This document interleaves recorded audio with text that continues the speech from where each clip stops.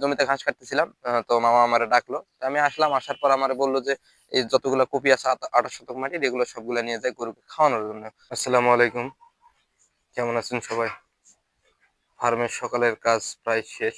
আমি আমার সমস্ত গরুগুলোকে খাবার দিয়েছিলাম, এরা খাবার দাবার সব শেষ করেছে।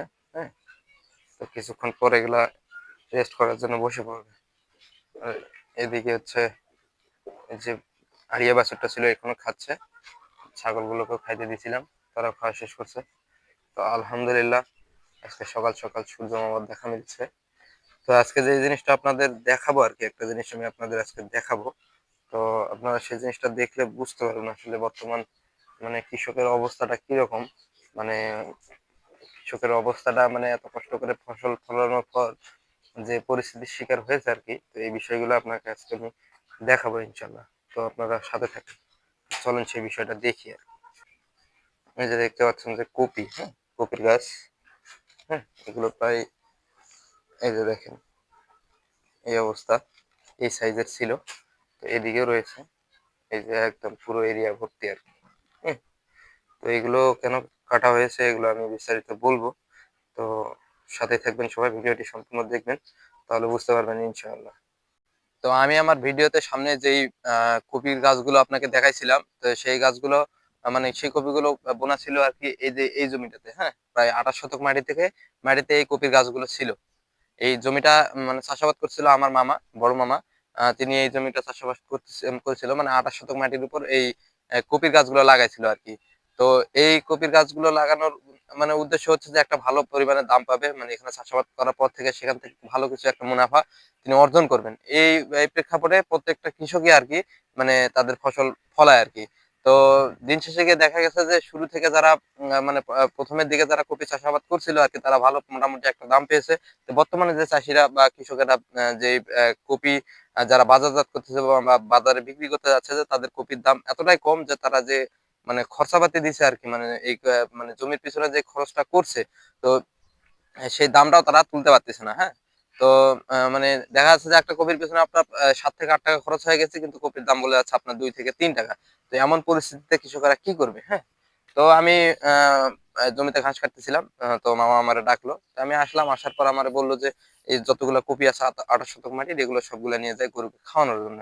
তো আমি জিজ্ঞাসা করলাম যে কেন এই জমি এগুলো তো অনেক বড় হয়ে গেছে, এগুলো কিছুদিন পর বা আর একটা মাসও যাবে না, এরপর আমরা এগুলা বাজারজাত করতে পারবেন আপনি।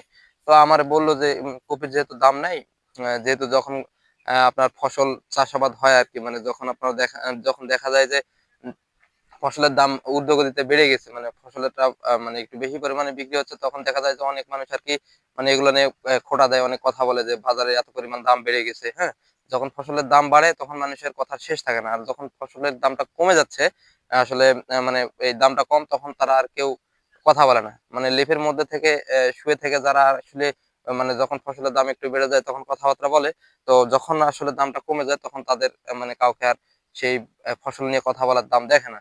তো ওই সমস্ত মানুষজনকে আমার মানে এই ফসল খাওয়ানোর দরকার নেই কম দামে। যদি যেহেতু বাসায় গরু আছে, সেগুলো নিয়ে যে গরুকে খাও, তো ওই সমস্ত মানুষদের এই কপিগুলো খাওয়ানোর কোনো দরকার নেই। তো আমি তার কথা শুনে যেটা বুঝতে পারলাম যে আসলে কতটা মনে কষ্ট নিয়ে কথাগুলো বলছে দেখেন।